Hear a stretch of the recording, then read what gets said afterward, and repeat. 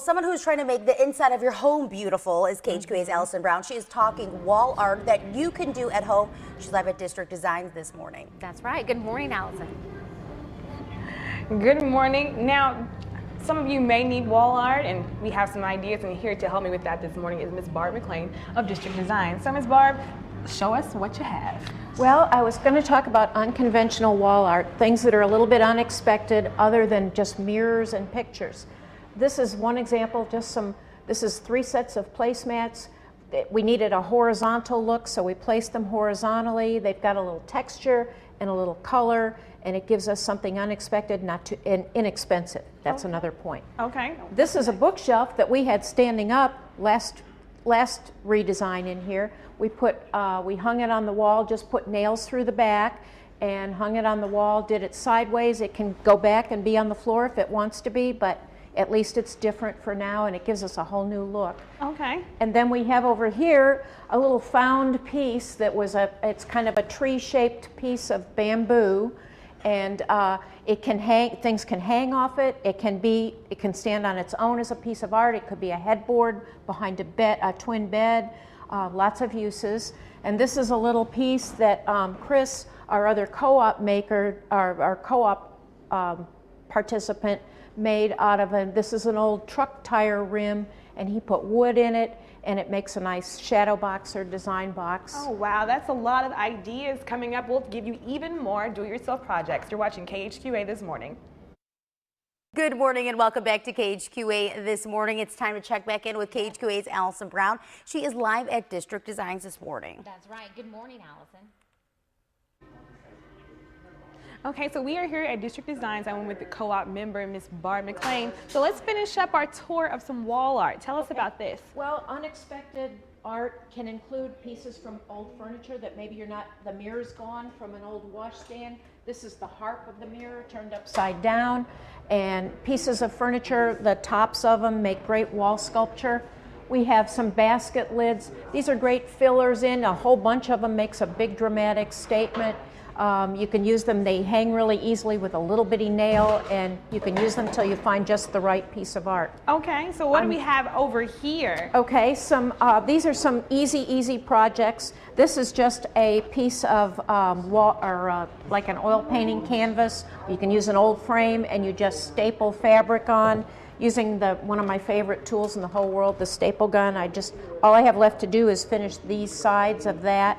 And it's really easy to do, and you can change your wall art up as you change your furniture, for that matter. Oh, wow. These are just some standard frames from a local hobby store. Inside, we've put scrapbook paper of 4 different kinds, and you can put it on your wall and have a neat little statement with 4 different patterns. You could use plain colored paper if you want to do color blocking. You could just take 4 different pieces of colored paper. This is just stuff wallpaper. that you can find, in your house, and you can just frame it. Wow, I would never have thought to do that. Coming up, we'll give you even more do-it-yourself projects here at District Designs. All right, and Tegan and I were just saying, we love that staple gun. If you are a crafty person, that is what you need to go to. That is a must-have. That and hot glue. I think those two are a must-have. You could do anything with a staple gun. It'll fix anything too. They can even hang something on your wall with it. I've done that. Well, now it's time to check in with KHQA's Allison Brown, who is live at District Designs this morning. That's right. Good morning, Allison. Are we going to get to use the staple gun anymore? No more staple gun. We're going to shift our focus. We're going to give you some ideas about items that you never thought you could reuse. For example, some scrap wood you have around your house. And joining me this morning is Ms. Sue Schwartz. So tell us, what do we have here? What we have here is just scraps of wood in the garage or laying around in the basement that you can put together easily to make a useful item in the house. This candle holder here was done with a block of wood and then a spindle, and then the old-fashioned salad bowls, and we created a candle cup. So it's just a simple, handsaw, hammer, nail, and then you've got a candle cup like this, or it could be like an elevated candle or a candy dish if you wanted. Here we took scraps of wood and made a little tote so it could keep crayons or coupons or just even keys by the back door. From slats of wood, we made a real simple little tray. I just painted them, lined them up, and then attached them up at the top, and then added handles that were also a scrap piece out of the garage. And then we can do trays. On this one I used some older wood, but you could also take yardsticks and put these in here, and this is just a picture frame that you could use and then use as a tray, or it could highlight a special collectible that's sitting on a shelf. Oh wow, I would never think to take a yardstick to make a tray or a picture frame. Coming up, we'll tell you what other things you can do with just some pieces of wood. I'm sure somehow she could add a staple gun into that somewhere. And they're just pieces that you can find around your house, which is so great. Just kind of reuse, repurpose, and there you go. Got wall art. And a little spray paint. Downtown Quincy this morning. That's right. We're going to check in with Allison to see what she's up to. She said she put away the staple gun and the wood. We'll see what's next. Yeah, what's happening, Allison? Earlier, I'm going to continue to get my craft on with Miss Sue Short. She's going to talk to us about wood. So Miss Sue, first off, let's start here. Do y'all see this? Happy 4th of July. Oh my gosh. How did you do this? This was, again, just scraps of wood that I put together. And then before I put them together, though, I did paint them individually. It was a little bit easier. And then attached them, again, together with more slats of wood on the back. And this was just a little block. And instead of the tin star, you could also paint it on. Some of the projects we do, this was a sliding lid off of an old Hoosier cabinet. And we just added the slats, and this is done with chalkboard paint, and then just to dress it up a little bit, we added some keys down at the one corner. And this is part of the stick art. I don't know if some of you have heard about it, but it's become very popular. A lot of the stick art I see is things that have been welded. This is something so much more simpler.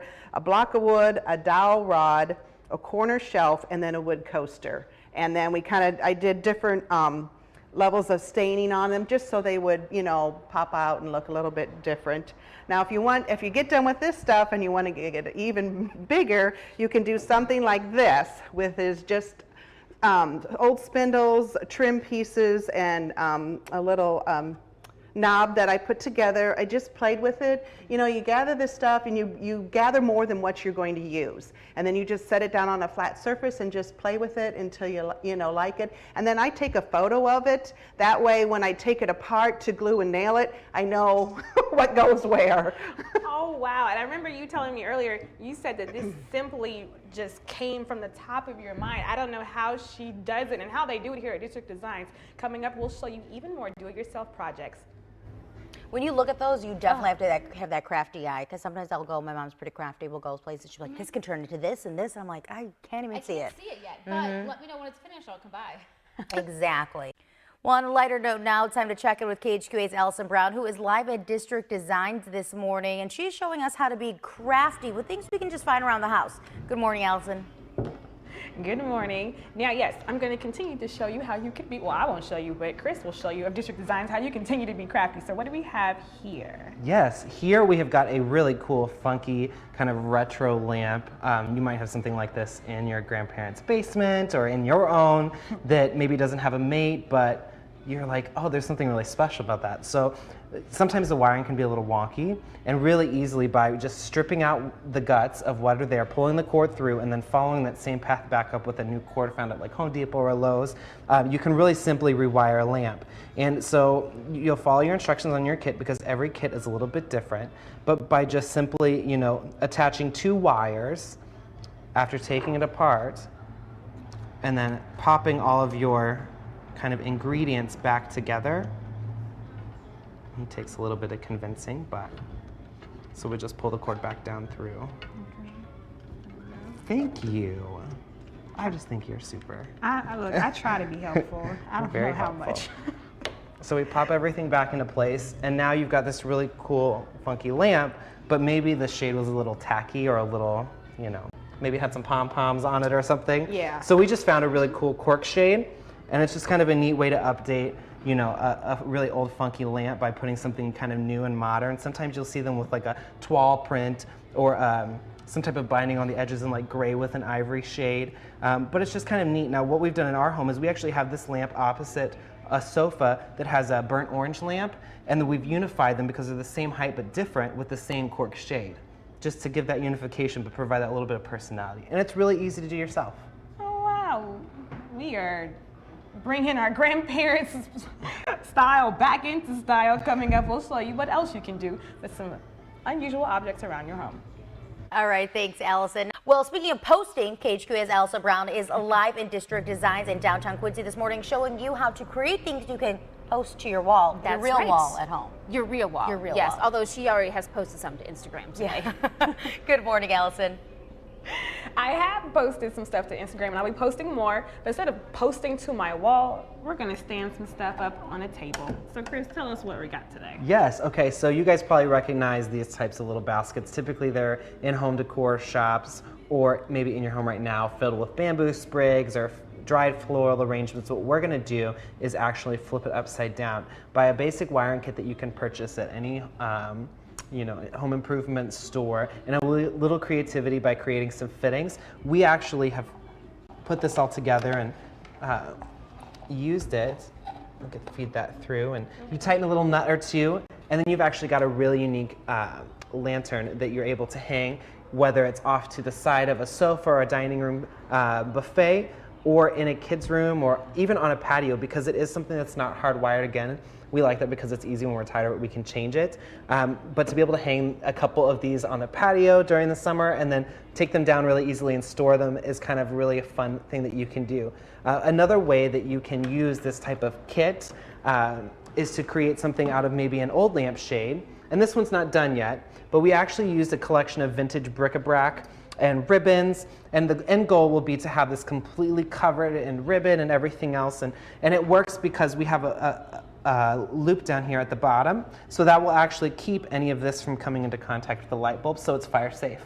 But if you guys want to learn any more about the different things that we do here, typically on every other Friday when we redo the entire shop, we host like an after hours to kind of clue in anyone who has questions or talk about the different things that we've done, so that way they can learn how to do those things in their own home. Oh, wow, I would never. Again, I am not creative at all, and to look, this is just some ribbon and a lampshade frame, and that's an old bamboo.